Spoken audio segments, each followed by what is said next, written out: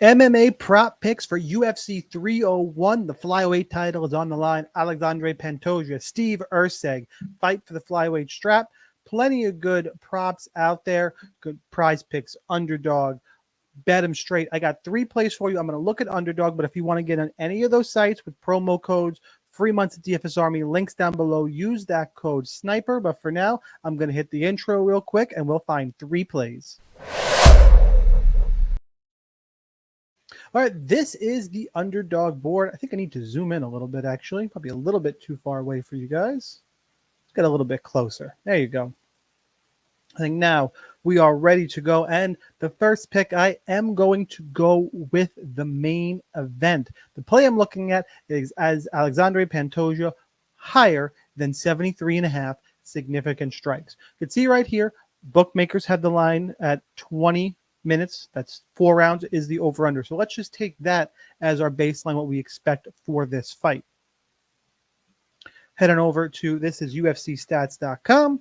Go to the matchup here, and Pantoja is landing 4.32 significant strikes per minute. He is super aggressive. He moves forward. He's the champion. He's favored, obviously. And even if this goes to decision, 4 strikes a minute, and I think it does go to decision at 25 minutes is the full fight. That's 100 strikes. Even if we just get to this number, that's 80 strikes. I think he is going to be the one moving forward, more likely to get top position. I like Pantoja to win the fight. There's a lot of people picking Erceg, and I do think there's value in this number. Even if Erceg wins, I think Pantoja is going to land 73.5 strikes. I don't think Erceg is going to finish him. And if he does, I'll be toasted here. But I'm going to follow the line, follow the numbers, and that is play number 1. Play number 2, I need to scroll down just a little bit, and we're going to go with Bajo is who I'm looking at. This is obviously in Brazil, so a lot of Brazilian and Portuguese, and my Portuguese not great, but I think I got through at least the first 2 names relatively unscathed.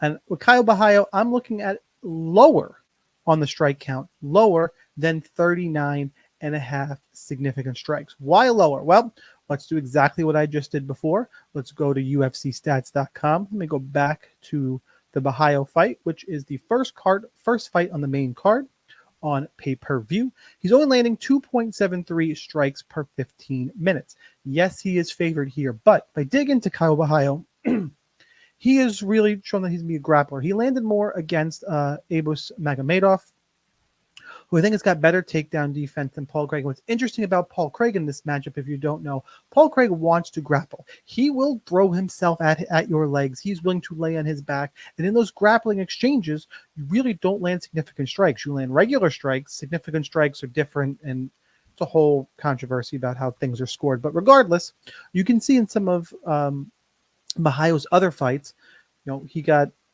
34 strikes in this where he grappled Mikhail Oleksiejczuk. Full 3 rounds of action in 3 straight fights where he landed 19, 12, and 31 significant strikes. Like he will get on top of you and dominate, control you. And if they get in this grappling game, Paul Craig is, I think the line is really wide in this fight. But I think Paul Craig's being a little bit undervalued just in terms of dangerous submission, being dangerous in the sub game, being at the top of the division for a while. Bajo is the hot prospect. Regardless, I think he can win. He could also knock out Craig. I think there's a lot of pass for the under in this fight. And just at his significant strike rate, even if they go 15 minutes, 15 times 2.73, that puts you like 37, 38, puts you right on the number we are looking at. If he gets his average, there's plenty of pass for a finish. There's, I think, more grappling because Craig wants to engage there. So I like the Bajo under here. That's play number 2. Play number 3, we got to scroll down just a little bit. And we are looking for Mauricio Huffy, another Brazilian, another guy who I think will win, and another lower that I am picking here, despite I think him winning.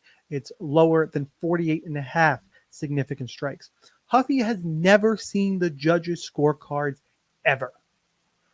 9-1, all wins coming by knockout, I believe. His one loss is by knockout. Head on over to Again, UFC stats. Need to pull up Huffy just so you get an idea here. He's only got the one Contender Series fight, and he did go over, but this was a knockout. But pull up his opponent, Jamie Malarkey. Jamie Malarkey is either going to wrestle Mauricio Huffy or he's going to get knocked out. Malarkey's chin is going. He got knocked out last time out, knocked down twice by Nasrat Haqparast. Haqparast is not a knockout guy. Huffy is. He got knocked out by Muhammad Naimov. Again, got knocked out by Jalen Turner. Jalen Turner did land 52 strikes in that fight. He's either going to wrestle Huffy or he's going to get knocked out. It seems pretty straightforward. Huffy is a big guy, UFC debut. I just think there's, a lot of pass to go under. He gets if he gets a first or second round knockout, I don't think he gets the 48 strikeouts. If he loses the fight, I think it's Malarkey is laying on top of him. Again, not a lot of pass to the significant strikes. So those are the three plays that I like for UFC 301 tonight in terms of props. If you didn't already, hit the like button. I'm going to do a recap right now. We'll lock in Alexandre Pantoja, higher than 73.5 significant strikes. Kyle Bajo, lower than 39.5 significant strikes. And Mauricio Huffy, lower than 48.5 significant strikes. Yes, Underdog, I am all ready.